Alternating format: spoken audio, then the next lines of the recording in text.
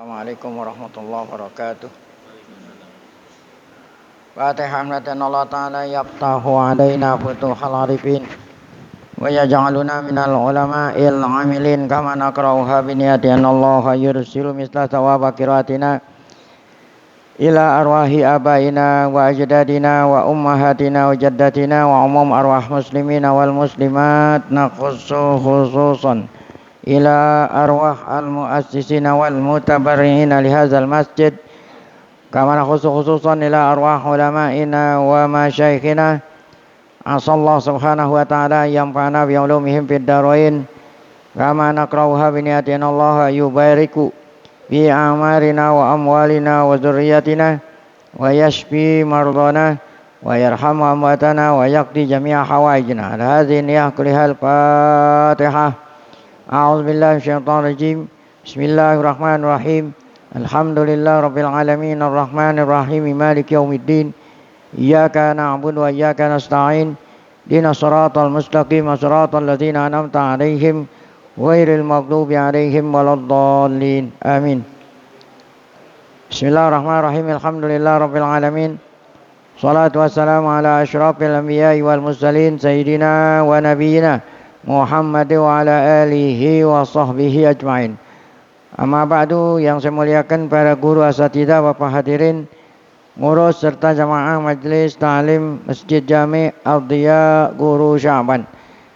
Kita bersyukur pada Allah Subhanahu wa taala yang mana pada pagi hari Selasa ini tanggal 16 Rabiul Tsani 1445 Hijriah bertepatan dengan tanggal 31 Oktober 2023, Allah Subhanahu wa taala masih selalu melimpahkan kepada kita dengan berbagai macam nikmat-Nya, sehingga ke semua itu kita sama-sama dapat kembali hadir mengikuti melanjutkan pengajian tafsir. Tidak lain harapan kita semoga keberadaan kita di tempat yang mulia ini setelah kita melaksanakan sholat subuh berjamaah tercatat di sisinya sebagai amal ibadah yang diterima, dosa-dosa kita diampuni, serta ilmu pengetahuan yang kita tuntut Allah jadikan ilmu yang bermanfaat. Amin ya rabbal alamin. Walal mu'alif rahimahullah ta'ala al-adillatu alal kudrati wal wahdaniyati. Bukti-bukti, dalil-dalil atas kekuasaan dan keesaan Allah Subhanahu wa taala. Dalil-dalil, bukti-bukti atas kekuasaan dan keesaan. Jadi Allah Subhanahu wa taala tidak memerintah kepada hambanya mengimani atas kekuasaan dan keesaannya, tidak semata-mata memerintahkan hambanya untuk mengimaninya, kecuali dengan apa? Kecuali dengan apa? Menerangkan dalil gitu ya. Jadi bukan hanya sekedar Allah perintah untuk beriman, tetapi Allah berikan dalil. Nah, ayat yang akan kita baca ini menunjukkan dalil atas kekuasaan Allah, atas keesaan Allah. Bagi hamba-hambanya yang punya akal sehat pasti akan menerima dalil ini atas kekuasaan Allah, atas keesaan Allah. Wa minal burhani alal ba'si wal jaza, di antara bukti burhan, bukti dalil ya, alal ba'si wal jaza maksudnya Allah kuasa gitu. Allah kuasa menghidupkan kembali. Ba'si membangkit, menghidupkan kembali hamba-hambanya yang sudah hancur. Kita ini semua nanti akan hancur kembali ke tanah. Ya. Nah, nanti pada suatu saat setelah semua hancur, maka nanti Allah Ta'ala akan perintah malaikat Israfil untuk meniup sangkakala. Satu kali tiupan, semua kita ini yang sudah hancur ya, akan hidup kembali. Itu Allah Maha Kuasa ya. Wal jaza, demikian juga setelah kita nanti akan kembali hidup, akan menerima balasan semua amal yang kita lakukan selama hidup di dunia. Nah, itu dalil Allah Maha Kuasa membalas. Yang baik dibalas kebaikan, yang tidak baik di dunia akan disiksa di neraka. Ila iqamatil burhan alal qudrah. Dari mulai Allah Maha Kuasa membangkit, menghidupkan dan membalas. Demikian juga Allah Maha Kuasa dan Allah Maha Esa. Itu dalil-dalilnya lengkap. Bukti-bukti. Tatahaddatsul ayat. Nah, ayat-ayat yang akan kita baca ini menceritakan, menyebut tentang dalil-dalil keagungan Allah. Wa wujudihi, dan keberadaan Allah. Fatakulu, ayatnya mengatakan, ayatnya berfirman, Qul aghairallahi attakhidhu waliyah. Qul aghairallahi attakhidhu waliyah. Jadi ada pertanyaan. Jadi nadanya nada bertanya. Qul aghairallahi attakhidhu waliyah. Fatiris samawati wal ardi. Wa huwa yut'imu wa la yut'am. Jadi Allah ingin menyampaikan dalil atas kekuasaannya dengan bertanya. Allah bertanya dan Allah perintah Nabi Muhammad supaya Nabi Muhammad bertanya tuh kepada umatnya yang tidak mau beriman. Qul, katakan wahai Muhammad kepada umatmu yang tidak mau beriman. Ya, bertanya ya supaya mereka beriman. Aghairallahi attakhidhu waliyan. Apakah selain Allah aku menjadikan sebagai penolong gitu. Apakah selain Allah aku jadikan. Jadi walaupun yang diajak ngomong ini yang menjadikan Allah, yang menjadikan selain Allah, enggak dikatakan kamu. Itu jadi cara berdialog begitu. Kalau mau berdialog itu jangan belum apa-apa udah nganggap dirinya yang benar gitu. Jadi harus mengosongkan dada. Ya. Diajak berdialog oleh Imaduddin Utsman. Belum apa-apa belum baca tesisnya Imaduddin nyalain. Itu bukan dialog namanya. Kosongkan dada. Ayo sama-sama kita kaji gitu. Ya. Saya belum mengatakan saya ini yang benar. Ente pun harusnya jangan mengatakan benar. Ayo sama-sama adu argumen begitu. Nah, siapa yang nanti saya akan ngalah. Gitu cara berdebat. Cuma ini nih. Padahal kan yang menjadikan Tuhan selain Allah mereka. Ayat enggak mengatakan apakah engkau? Enggak. Aku. Seakan aku ini yang sesat gitu. Iya kan? Coba lihat. Qul, ya coba kita perhatiin. Aghairallah attakhidhu, bukan tattakhidhu. Apakah selain Allah aku? Padahal kan aku ini enggak begitu kan. Jadi kalau mengumpamakan saya dah yang salah nih, gitu kan. Jangan juga nyalain orang aja. Tuh. Apakah selain Allah aku jadikan sebagai penolong? Jadi seakan-akan aku ngomong sama diriku sendiri.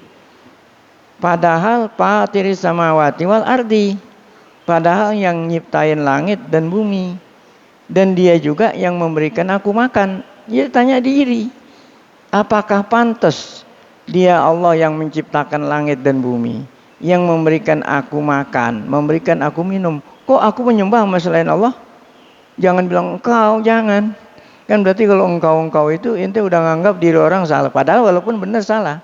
Tapi kalau mau dialog itu, jadi seakan-akan kita nggak nyinggung dia, supaya dia itu sendiri yang sadar gitu maksudnya. Coba, tuh, katakan wahai Muhammad kepada umatmu yang belum mau beriman, apakah pantas aku?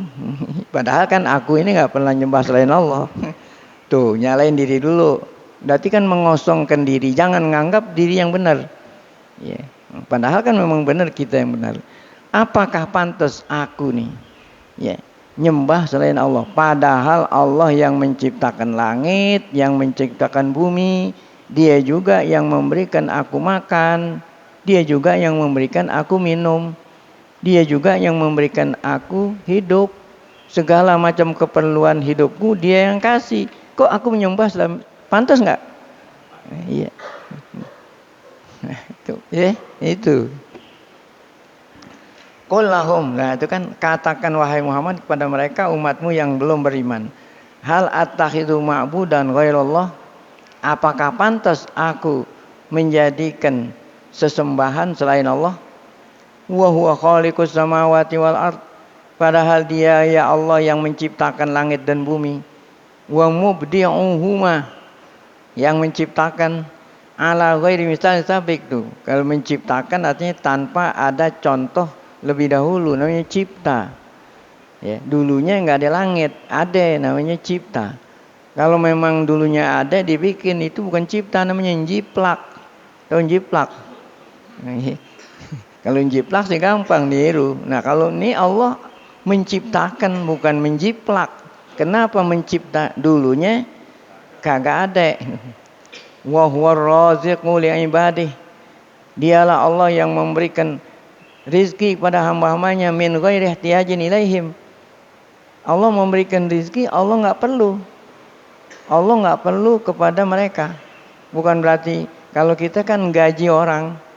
Kalau kita yang gaji orang, kita perlu supaya dia kerja sama saya gitu. Dengar gitu. Ente berani gaji orang. Kenapa? Ente perlu sama dia supaya ente kerja sama saya. Tapi kalau Allah ngasih makan, ngasih minum, apa Allah perlu sama kita? Enggak, ya. Summa itulah tadi dalil, ya. Dalil akal atas keesaan Allah. Summa ya'muruhu bi'ilanil ubudiyah. Kemudian Allah perintah, ya, untuk menyatakan, ya, Allah sebagai Tuhan dan kita sebagai hambanya. Jangan menghamba kepada selain Allah. Al-istislam li amlir rahman. Nyerah segala perkara kepada Allah yang punya sifat Rahman. Qul inni umirtu an akuna awwalaman aslama. Katakan wahai Muhammad kepada kaummu, sesungguhnya aku. Nah, ini iklan. Kalau bahasa itunya deklarasi. Allah perintah kepada Nabi Muhammad mendeklarasikan setelah mengakui kebenaran Allah, akui, umumin, saya, ya.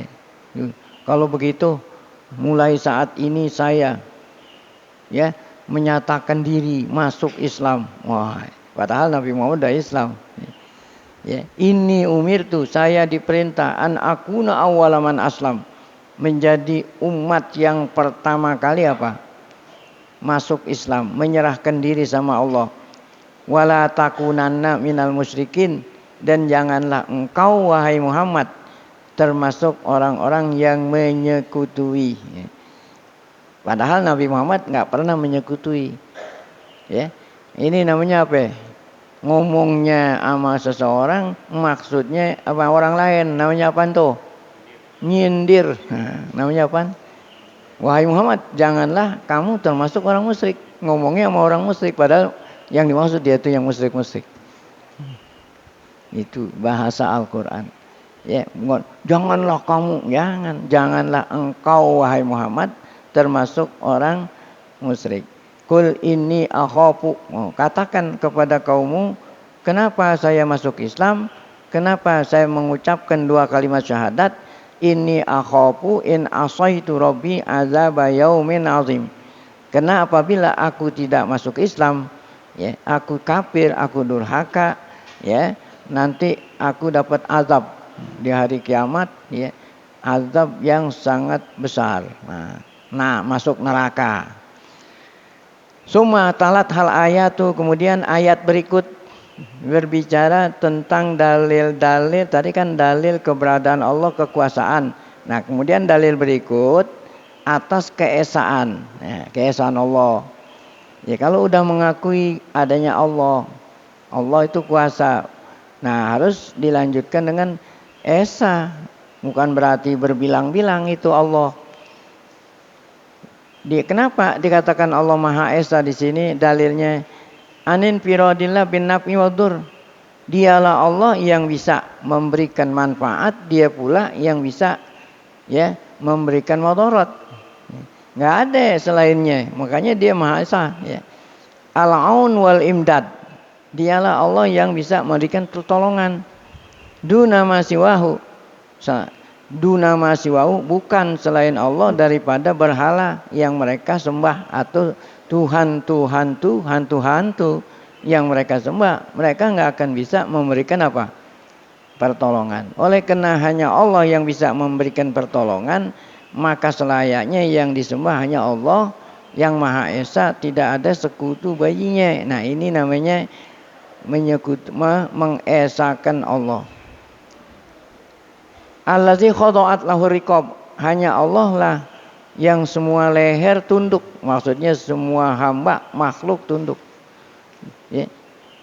Semua makhluk tunduk. Yang tidak tunduk, yang tidak tunduk, yang apa itu ya? Yang macam-macam cuman manusia doang sama jin. Yang macam-macam ya, macam-macam itu artinya yang kebanyakan durhaka, manusia sama jin. Selain makhluk, selain dua ini, semua pada tunduk. Matahari yang gede banget masih tunduk sama Allah. Matahari yang gede banget masih tunduk ya. Disuruh pagi-pagi terbit, disuruh tenggelam, gagak. Bosen-bosennya dia melaksanakan perintah Allah. Sampai pada waktu yang telah ditentukan baru Allah bilang udah sampai sini, diam dah dia. Bumi tiap hari muter aja, nggak berhenti-berhenti. Nggak berhenti-berhenti, dia muter aja. Satu hari, satu kali muter. Namanya tunduk tuh namanya. Tapi kalau yang namanya manusia, Masya Allah, disuruh diperintah sholat aja ada yang mau sholat, yang kagak. Jadi kebanyakan semua makhluk itu tunduk sama dia, kecuali manusia ini. Itu artinya khada'at lahur riqab, zallat lahul jababirah. Apa itu? Yang gede-gede semua pada tunduk. Anat lahul wujuh, semua muka pada tunduk. Wa qahara kullu syai'in bi izzatihi wa jabarutih. Semua pada takut dengan ya keagungan Allah dan kebesaran Allah. Fala ilaha ghairuhu. Oleh karena itu enggak ada Tuhan selain dia dan tidak ada yang disembah selain dia. Nah, inilah bukti keesaan Allah. Coba kita lihat ayatnya. Wa iyamsaskallahu bidurrin, kata Allah. Seandainya kamu itu sakit, siapa yang nyembuhin? Seandainya kamu itu lapar, siapa yang ngasih? Seandainya kamu haus, siapa yang ngasih minum? Apakah berhala yang kamu sembah itu ngasih kamu makan? Nah, coba. Ya. Kalau ente nggak bisa jawab, jawabannya la kasyifa illahu illahu. Tidak ada yang bisa menolong kamu yang susah kecuali dia. Ya. Wa iyamsaska bi khairin fa huwa ala kulli syai'in qadir. Seandainya Allah mau nahan, ya, mau nahan nih. Apa tuh nahan? Ya. Matahari disuruh diam. Bumi disuruh diam gini aja. Kira-kira ada yang bisa ngerakin nggak? Bumi diam aja nih. Pas waktu dia malam gitu gelap aja. Kira-kira ada yang bisa ngerakin tak bumi sehingga datang subuh? Nggak ada tuh. Dia hanya dia. Nah, kalau ente sudah mengakui hanya dia yang bisa ngerakin, kenapa ente nyembah selain Allah? Nah, ini kan fahuwa ala kulli syai'in qadir wa huwal qahiru fauqa ibadih. Dialah yang berkuasa semua hambanya, wa huwal hakimul khabir. Dia Allah maha bijaksana dan maha mengetahui. Nah, ini saja yang dapat kita kaji karena ada acara selanjutnya ya. Semoga yang sekelumit ini menambah keimanan kita kepada kekuasaan Allah dan keesaan Allah Subhanahu wa taala. Amin ya rabbal alamin.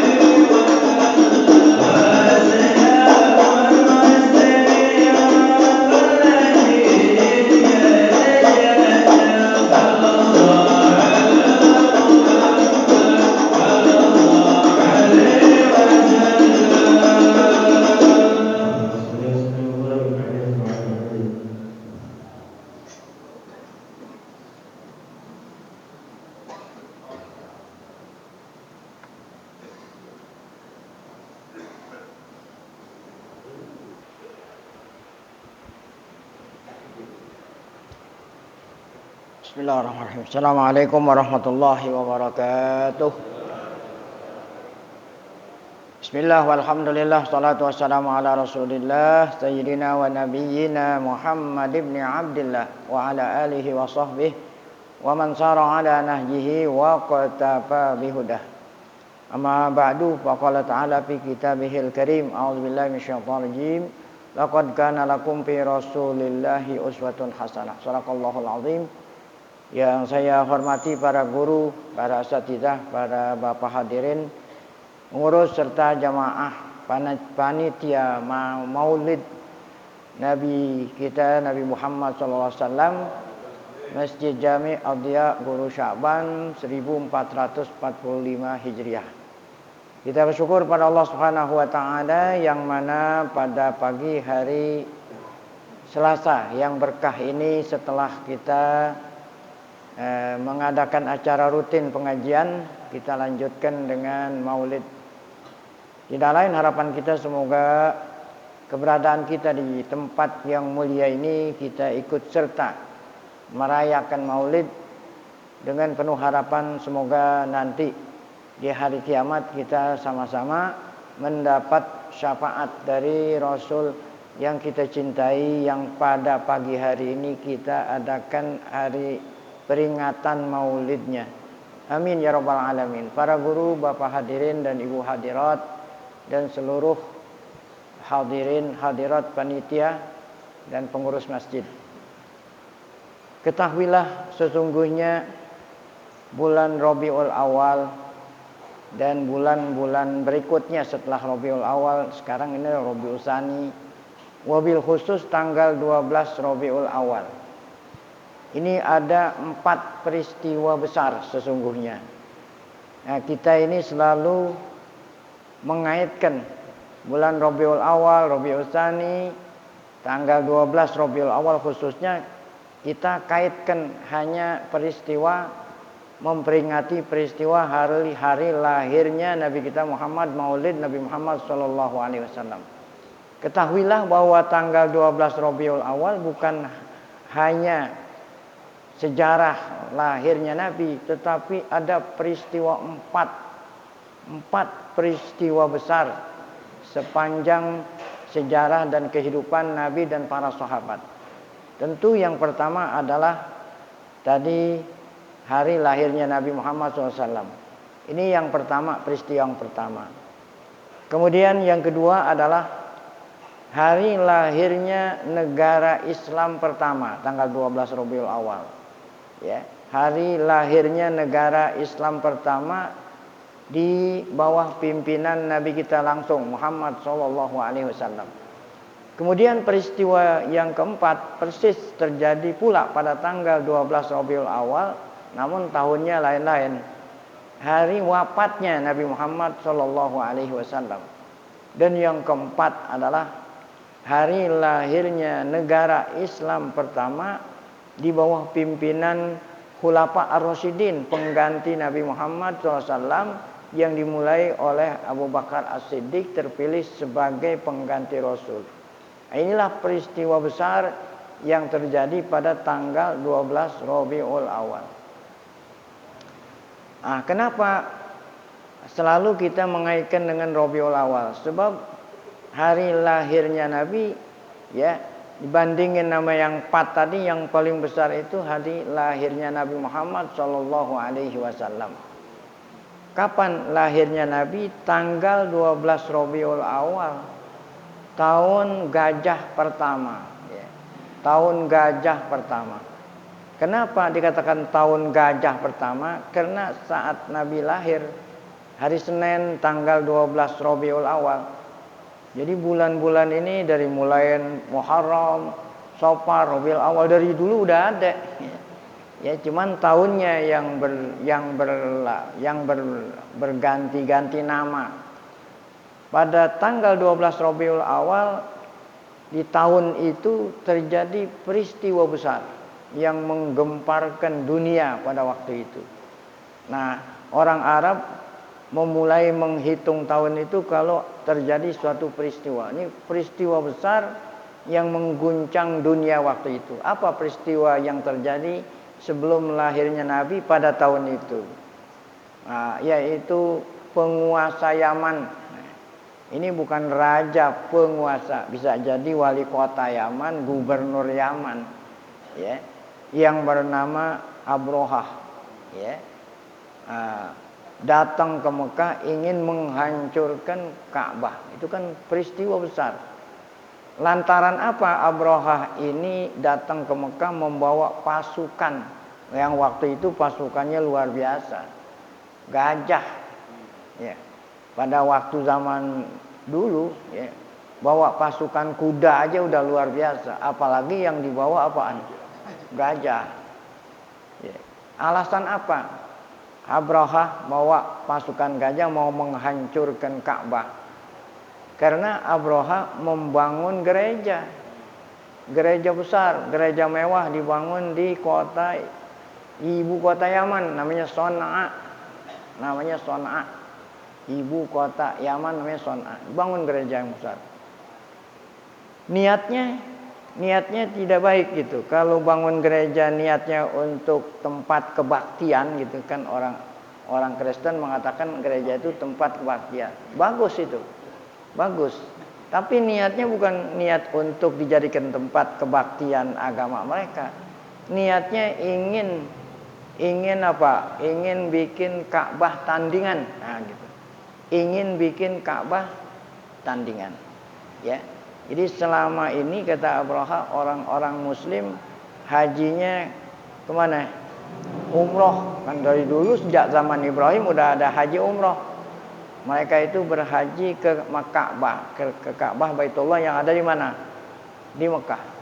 Bikin gereja mewah agar supaya orang-orang mau haji nggak usah pergi kemana? Nah, berarti kan gereja ini Ka'bah tandingan yang mewah, sehingga orang-orang haji nggak perlu lagi pergi ke Mekah, nggak cukup kemana? Ke Yaman, ke Son'a yang ada gereja. Nah itulah niat Abrahah membangun gereja, niatnya bukan niat baik berarti, bikin Ka'bah tandingan. Nah, ada seorang Muslim, seorang mukmin di Son'a yang ghoyur ala dinih. Apa itu ghoyur? Yang cemburu. Jadi cemburu kalau diletakkan pada tempatnya terpuji cemburu. Ya, berarti ente punya bini, ya, ente cemburu sama bini ente. Ya, cemburu artinya nggak boleh diganggu sama orang. Nah, itu cemburu bagus. Nah, ini bukan cemburu sama bini, cemburu sama Allah, cemburu sama Islam. Nah, oleh kena Abrahah ini, ya. Apa itu? Abrahah ini ingin menandingi Ka'bah. Dia punya, ya, kecemburuan terhadap Islam, ingin apa tuh, ya, ingin membalas gitu, usaha Abrahah agar supaya jangan apa, menggagalkan usaha Abrahah. Dengan cara apa? Ya, seorang mukmin dan muslim yang ghoyur ini mengotori apa itu tadi, gereja yang dibangun oleh kalau kata-kata mengotori mungkin terlalu halus dan ente juga nggak paham kalau saya bilang mengotori.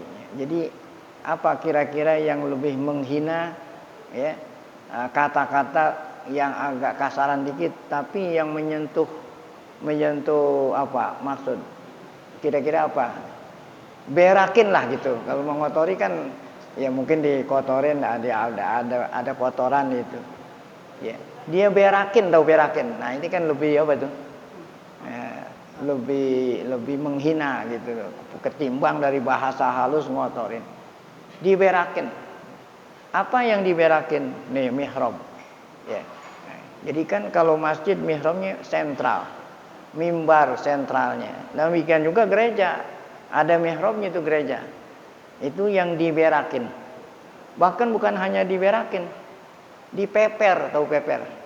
Nah, jadi habis diberakin, dipeper, itu kotoran nih buat peperin apa? Mihrab. Nah, ini membuat Abrahah marah besar ketika dapat berita kalau apa? Gerejanya diapain? Dihina oleh orang Islam. Ya.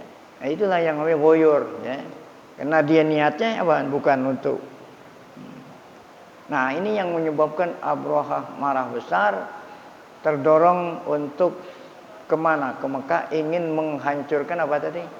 Ka'bah Baitullah. Bawa pasukan gajah. Singkat cerita, sampailah pasukan gajah bersama pimpinan Abrahah mana? Di dekat Mina, di Muzdalifah. Nah, ini dari Muzdalifah ke Mekah Ka'bah Baitullah sudah nggak jauh, kira-kira 3 kilo lah. Nah, di sanalah Abrahah berkemah, beristirahat sebelum melanjutkan masuk ke kota Mekah, ingin menghancurkan apa? Ka'bah. Nah, dalam kesempatan Abrahah beristirahat, berkemah di sana, Abrahah bertanya kepada penduduk sekitar, ingin memberitahu maksud dan kedatangannya. Kan penduduk sekitar nggak tahu. Sambil bertanya Abrahah kepada penduduk sekitar, siapa sesepuh kota Mekah, dan sekaligus siapa ketua yayasannya Masjidil Haram lah gitu, DKM, sesepuhnya, ya, juru kuncinya. Nah, masyarakat semua mengatakan juru kuncinya sesepuh kami Abdul Muttalib. Siapa Abdul Muttalib? Tidak lain kakeknya Nabi kita Muhammad Sallallahu Alaihi Wasallam. Nah, kata Abrahah, tolong panggil Abdul Muttalib, ya, menghadap saya. Saya ingin kasih tahu maksud dan kedatangan saya beserta bala tentara untuk menghancurkan Ka'bahnya. Dan sekaligus nanti kalau dia datang ke sini, saya akan memberikan kesempatan untuk dia memohon apa permohonan terakhir sebelum saya menghancurkan apanya? Ka'bahnya. Abrahah, Abdul Muttalib didatengin menghadap Abrahah. Abrahah memberitahu maksud dan kedatangannya tadi ingin menghancurkan Ka'bah sambil memberikan kesempatan. Wahai Abdul Muttalib, sebelum saya hancurin Ka'bah kamu, berikan kamu kesempatan. Apa permohonanmu? Kira-kira menurut benak kita, kira-kira kalau diberikan kesempatan seperti itu, kira-kira apa permintaan Abdul Muttalib? Kalau nggak paham, saya contohin. Ada orang datang mau menghancurkan rumah ente, mau menghancurkan.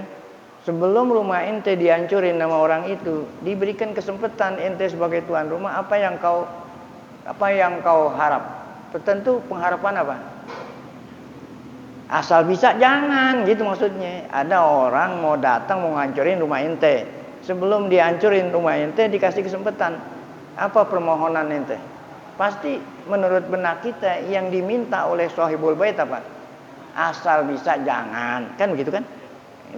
Demikian juga, ya, demikian juga demikian juga menurut Abrahah, paling-paling juga yang diminta oleh Abdul Muttalib agar supaya maksud dan tujuan saya jangan saya laksanakan, gitu kan? Kata Abdul Muttalib, apa yang kau mau? Saya berikan kesempatan. Apa kata Abdul Muttalib? Saya yang saya harap hanya satu. Jangan diganggu onta saya. Jangan diganggu onta-onta saya. Karena Abdul Muttalib orang kaya. Ya, waktu zaman dahulu orang kaya itu banyak onta. Kalau sekarang orang banyak kontrakan. Nah, kalau ente orang kaya nih banyak kontrakannya. Kalau dulu apaan? Onta. Oleh kena, ya, banyak onta, yang dipikirin apa? Nah, inilah yang membuat Abrahah terheran-heran. Bahkan kita pun yang dengar heran. Yang dipikirin apa? Onta. Padahal Ka'bah yang diurusin nggak dipikirin. Yang dipikirin apa?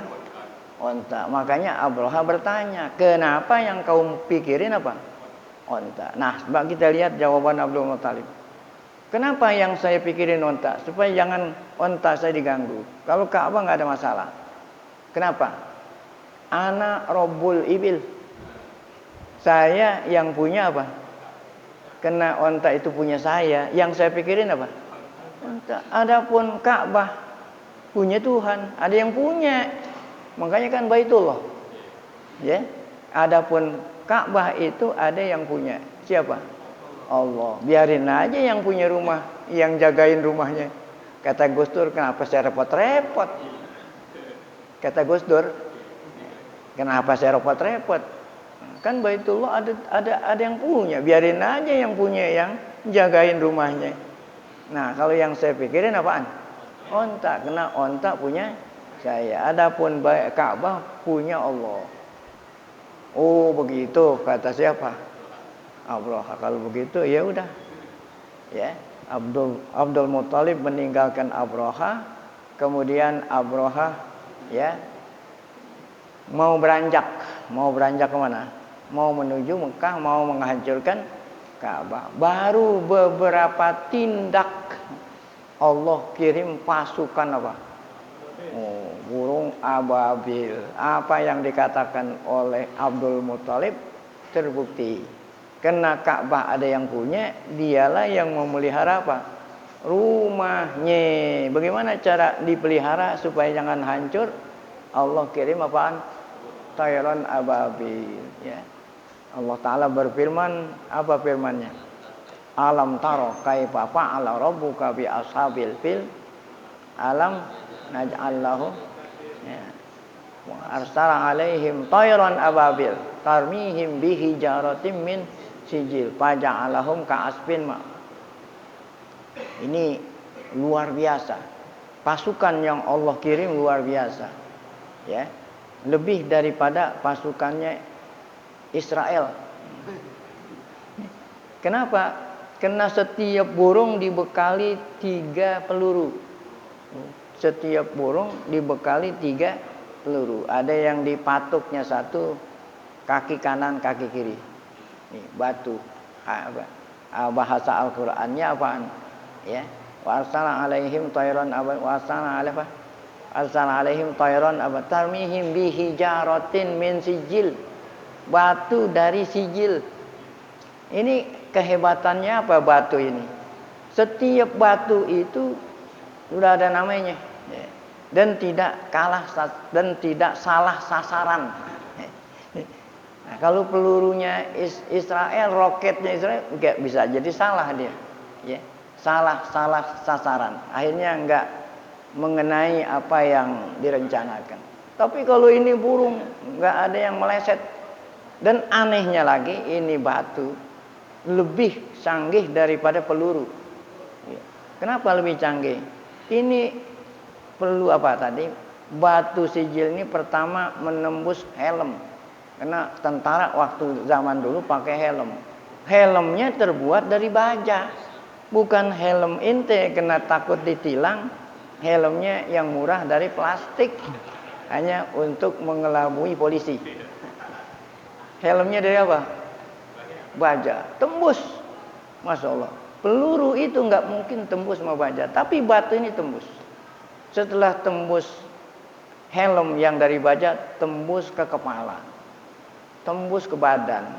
Ya, kena dia di atas gajah, tembus ke gajah. Padahal gajah kan kulitnya tebal. Kalau peluru senjata, orang ditembak peluru, katanya pelurunya itu bersarang di tubuh, berarti nggak nembus. Bersarang di tubuh kan berarti pelurunya di dalam enggak. Kalau ini dari helm tembus, kepala tembus, ke badan tembus, tembus lagi kemana? Ke gajah, tembus sampai ke tanah. Dari mana taunya tembus itu? Taunya faja'alahum ka'asfin, kujadikan mereka itu bagaikan dedaunan yang dimakan oleh apa? Ulat. Nah, itu lagi tembus hancur. Itulah peristiwa tahun itu terjadi, peristiwa besar. Pada tahun itu lahirnya Nabi kita Muhammad sallallahu alaihi wasallam. Tahun 1 Gajah 12 Rabiul Awal. Nah, peristiwa kedua apa yang terjadi? Yaitu yang kedua itu adalah apa yang kedua ini? Yaitu hari lahirnya negara Islam pertama. Hari lahirnya negara Islam pertama di bawah pimpinan Nabi kita Muhammad sallallahu alaihi wasallam. Nah, kenapa dikatakan 12 Rabiul Awal hari lahirnya negara Islam? Nabi hijrah tanggal 1. Nabi hijrah tanggal 1 hari Senin dari Mekah ke Madinah tanggal 1 Rabiul Awal tanggal 1. Tahun berapa? Tahun hijrah pertama. Kalau yang tadi kan tahun gajah pertama. Nabi hijrah tanggal 1 Rabiul Awal. Tanggal 1 Rabiul Awal tahun hijrah pertama. Nabi nggak langsung ke Madinah, ya, mampir dulu di Gua Sur. Setelah dari Gua Sur baru meneruskan perjalanan sampai di Kuba tanggal 8. Jadi berapa hari? Seminggu, ya. Tanggal 8 Rabiul Awal. Nah, di Kuba beristirahat selama 4 hari, membangun masjid apa? Kuba 4 hari. Di Kuba hari Senin, berangkat dari Mekah Senin. Sampai di Kuba Senin 4 hari. Senin, Selasa, Rabu, Kamis, Jumat. Persis 12 Rabiul Awal tahun 1 Hijriah Nabi sampai di mana? Di Madinah. Nah, sesampainya Nabi di Madinah, singkat cerita, bangun Masjid Nabawi. Membangun Masjid Nabawi. Nah, disitulah Nabi Muhammad SAW menjadi presiden bersama. Negara Islam pertama. Ya. Ini Nabi Muhammad diangkat, dipilih oleh Al-Muhajirun wal Ansar menjadi kepala negara. Persis tanggal 12 Rabiul Awal. Kenapa dikatakan itu hari lahir negara Islam pertama? Karena Nabi langsung, ya, setelah dipilih jadi kepala negara, membuat Masjid Nabawi, membangun masjid menjadi sentral pusat kenegaraan dari Masjid Nabawi. Kemudian Nabi Muhammad memilih para pejabat-pejabat negara. Nabi Muhammad SAW, ya, mengirim surat kepada seluruh, ya, penguasa-penguasa pada waktu itu, ngajak mereka dakwah masuk Islam. Ya. Kemudian Nabi menyebarkan dakwah, ya, mengajak penduduk sekitar beragama Islam masuk iman pada Allah Subhanahu.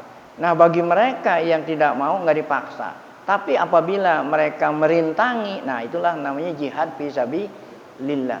Nah, jadi Nabi Muhammad tanggal 12 Rabiul Awal tahun hijrah pertama tadi resmi menjadi kepala negara. Makanya dikatakan tanggal 12 Rabiul Awal peristiwa yang kedua adalah hari lahirnya negara Islam pertama. Bikin, ya, undang-undang dasar, namanya Piagam. Inilah undang-undang negara pertama kali pada waktu itu yang dikagumi oleh orang-orang di luar Islam, orang-orang orientalis. Belum ada undang-undang negara seadil seperti itu, ya. Akidah Islam menjadi dasar negara Islam. Itu peristiwa kedua. Peristiwa yang ketiga adalah wafatnya Nabi Muhammad SAW. Nabi wafat sama juga hari Senin tanggal 12 Rabiul Awal, tapi bukan tahun 1 Hijriah, tahun 11 Hijriah Nabi wafat. Udah berapa peristiwa itu? 3 peristiwa. Nah, peristiwa yang keempat persis 12 Rabiul Awal, yaitu apa? Pada saat Nabi wafat tanggal 12 Rabiul Awal tahun 11 Hijriah adalah hari lahirnya negara Islam pertama yang menjadi pemimpin bukan Nabi tetapi pengganti Nabi, yaitu Khulafa Ar-Rasyidin. Saking pentingnya bernegara, prosesi pemakaman Nabi ditunda. Lahirnya wafat Nabi hari Senin waktu duha. Karena saking pentingnya supaya negara jangan sampai kosong dari kepala negara, maka seluruh kaum muslimin, ya, bermusyawarah. Pada waktu itu ada 2 poros. Kalau ini ada 3 poros. Tanggal 24 tahun 24 ada berapa? 3 poros. Kalau ini cuma 2 poros. Ada poros Al-Muhajirun, ada poros Ansar. Masing-masing punya jagoan. Akhirnya yang terpilih siapa? Abu Bakar As-Siddiq menjadi presiden mengganti Nabi Muhammad. Nah, makanya 12 Rabiul Awal menjadi hari lahir negara pertama setelah Rasulullah wafat. Setelah Abu Bakar resmi dibaiat jadi presiden, maka Abu Bakar yang memimpin prosesi pemakaman Nabi. Kapan Nabi dimakamkan? Pada malam Rebo. Padahal meninggalnya kapan? Hari Senin. Saking pentingnya. Nah, inilah namanya berpolitik. Siapa yang bilang kalau agama Islam itu tidak boleh berpolitik? Di masjid. Itu kan tadi nembingin Masjid Nabawi buat pusat sentral kepemerintahan. Itulah masjid. Jadi bukan berarti masjid nggak boleh, ya. Tempat berpolitik itu di masjid. Itulah 4 peristiwa besar. Nah, kalau ditanya kenapa 4 peristiwa besar yang selalu diingat-ingat orang adalah Maulid. Karena Maulid inilah yang paling besar dari 4 peristiwa tadi. Sehingga Sayyid Muhammad bin Alwi Maliki di dalam bukunya mengatakan, saking besarnya ini Maulid, seandainya Nabi nggak lahir, nggak ada dunia ini. Seandainya Nabi nggak Maulid, nggak ada Ka'bah. Seandainya nggak ada Maulid, nggak ada Madinah, nggak ada umat Islam semua. Ya, gara-gara ada dunia ini disebabkan karena lahirnya Nabi kita Muhammad Sallallahu Alaihi Wasallam. Bahkan diriwayatkan, ya, di berbagai macam sumber disebut oleh seorang ulama yang namanya Qadhi Iyad di dalam kitabnya Hukukul Mustafa. Saat lahirnya Nabi ada 132 keajaiban. Ada berapa? 132 keajaiban fenomena alam saat lahirnya Nabi. Saking apanya itu? Agungnya lahirnya Nabi. Di antaranya adalah makhluk Allah yang paling besar, namanya Arsy, dan alam semesta bergoyang. Ya. Ini bergoyang, kalau bergoyang masih bisa dikatakan bergoyang sedih, bisa bergoyang gembira. Kalau bergoyang sedih seperti bergoyangnya Cianjur. Bergoyangnya Cianjur, bergoyang apa itu? Sedih. Tapi kalau bergoyangnya senang, bukan bergoyang, berjoget. Nah, tahu berjoget? Nah, kalau berjoget, ada nggak orang sedih berjoget? Alam berjoget. Itu tadi yang dibaca. Wahtazar arsu toroban wastibsara. Aras itu goyang, bukan goyang, joget. Kenapa? Girang, bergembira. Tadi baru saja kita joget. Oh itu, sallallahu alaihi wasallam, itu joget juga. Nah, baru tadi kita ikut serta bergoyang, berjoget sebagai tanda syukur atas lahirnya Nabi kita Muhammad sallallahu alaihi wasallam. Nah, yang perlu kita ketahui di sini sebagai penutup, kita diperintah untuk meneladani Nabi. Yang perlu kita perhatikan di sini, meneladani Nabi itu bukan hanya meneladani akhlaknya saja, moralnya saja, meneladani seluruh kehidupan Nabi Muhammad. Sebab Nabi Muhammad ini ada dua tugas. Yang satu sebagai Nabi dan Rasul, yang kedua sebagai kepala negara. Kepala negara kan. Jadi bukan hanya Nabi dan Rasul saja, beliau di samping Nabi Rasul, beliau pun kepala negara. Oleh karena itu kita harus meneladani Nabi. Bagaimana Nabi berpolitik begitu. Bukan hanya akhlaknya saja. Apa kata? Wa innaka ala khuluqin azim, berpolitik, bernegara. Itu. Jadi seluruh kehidupan Nabi kita jadikan teladan, bukan hanya yang kita teladani dalam soal akhlak dan ibadahnya saja. Berpolitiknya juga harus kita tiru. Kalau seandainya seorang pemimpin ingin menjadi pemimpin yang sukses, maka teladanilah Nabi Muhammad sallallahu alaihi wasallam. Umat Islam ingin maju, ingin berpolitik, ya, ingin menang, maka teladanilah bagaimana cara Nabi kita Muhammad, ya, menjadi pemimpin dan menjadi kepala negara. Itu yang perlu kita ketahui. Karena ayat Allah yang berbunyi laqad kana lakum fi rasulillahi Uswatun hasanah itu bukan hanya satu apa? Bukan khusus hanya akhlak, tapi apa? Yang menyeluruh seluruh kehidupan Nabi Muhammad sallallahu alaihi wasallam. Nah, ini saja yang dapat saya sampaikan ya sebagai kenang-kenangan kita Maulid di masjid ini, bahwa yang terjadi pada tanggal 12 Rabiul Awal bukan hanya Maulid Nabi, di samping Maulid lahir Nabi, lahir negara Islam pertama di bawah pimpinan Nabi, yang kedua wafatnya Nabi, dan yang ketiga 12 Rabiul Awal pula apa? Hari lahirnya negara Islam yang menjadi pemimpin pengganti Nabi adalah para khulafa ar-rasyidin. Nah, semoga ya ada menambah wawasan bagi kita bersama. Mari sama-sama kita tutup acara kita ini dengan membaca Fatihah.